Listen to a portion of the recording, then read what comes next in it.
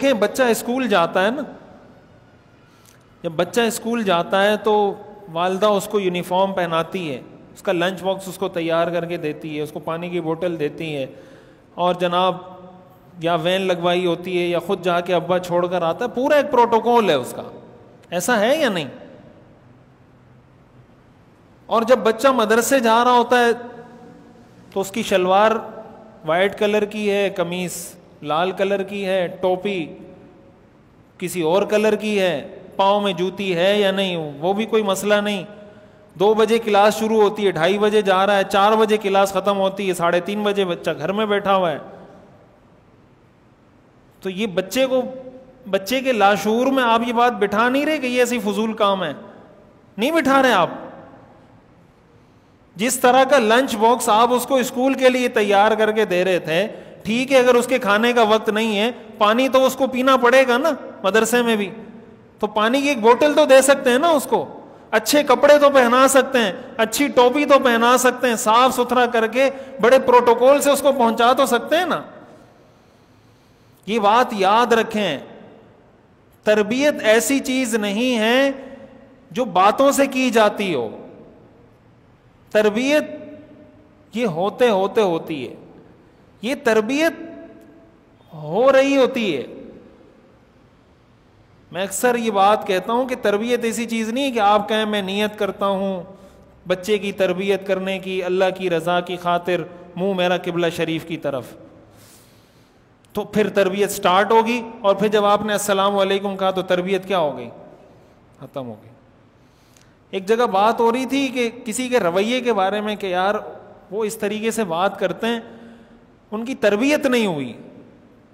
تو دوسرے ہمارے ایک صاحب تھے، انہوں نے کہا ان کی تربیت ہی یہ ہوئی ہے. دنیا میں کوئی ایسا آدمی نہیں ہے جس کی تربیت نہیں ہوئی. جو جس طرح کا بات کر رہا ہے نا، یہ اس کی تربیت ہوئی بھی ہے. جب بچے کو آپ اسکول بھیجتے وقت اتنا پروٹوکول دے رہے ہیں اور مدرسے بھیجتے وقت کوئی پروٹوکول نہیں دے رہے، آپ بچے کی تربیت کر رہے ہیں، یہ ہو رہی ہے بچے کی تربیت. اس کے دل میں یہ بات بیٹھ رہی ہے کہ یہ قرآن بس ٹھیک ہے، بس صحیح ہے، بس گزارا ہے، کر لیا تو کر لیا، نہیں تو نہیں. اصل چیز وہ ہے جو صبح ہوتی ہے. تو جب 10 سال بچہ مدرسے بھی جا رہا ہے، اور 10 سال یا آپ کا ایک ہی 2 بچے ہیں آپ کے، ایک بچہ آپ کا اسکول میں پڑھ رہا ہے یا یونیورسٹی میں پڑھ رہا ہے، دوسرا بچہ آپ کا مدرسے میں پڑھ رہا ہے. آپ دیکھیں آپ یونیورسٹی والے بچے کو کتنی ویلیو دیتے ہیں، مدرسے والے بچے کو کتنی ویلیو دیتے ہیں. جب یونیورسٹی والا بچہ جاتا ہے اس کو آپ کتنی تیاری کرواتے ہیں، اور جب مدرسے والا جاتا ہے اس کو کتنی تیاری کرواتے ہیں. یہ چیز یہ 2 بچے بھی دیکھ رہے ہیں، آپ کے اگر 2-3 اور بچے ہیں وہ بھی دیکھ رہے ہیں. تو ہم صرف اسی چیز کا رونا روتے رہیں گے کہ میرے بچے نے فلاں کو سن لیا تو وہ اس سے متاثر ہو گیا، اس نے اس کو سن لیا اس سے متاثر ہو گیا، اس کے دل میں یہ شکوک و شبہات، یہ جو آپ نے اس کے دل میں شکوک و شبہات پیدا کیے ہیں، اس کا کیا حال ہے؟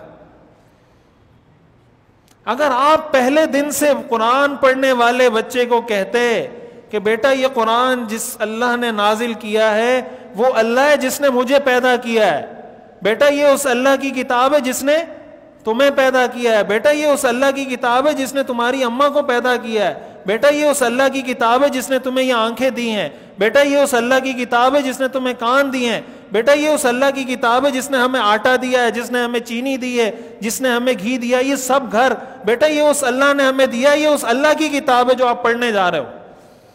یہ جب آپ اس کو ریپیٹ کریں گے بار بار بار بار بار بار، اس کو لگے گا میں کوئی بہت بڑا کام کر رہا ہوں. ہم نے تو قرآن کا حشر نشر کر کے رکھا ہوا ہے بھائی. ایک کسی کا انتقال ہو جائے تو قرآن کھلتا ہے، کسی کی شادی ہو تو قرآن کھلتا تو پھر بھی نہیں ہے، اس کے سائے میں رخصت ہوتا ہے.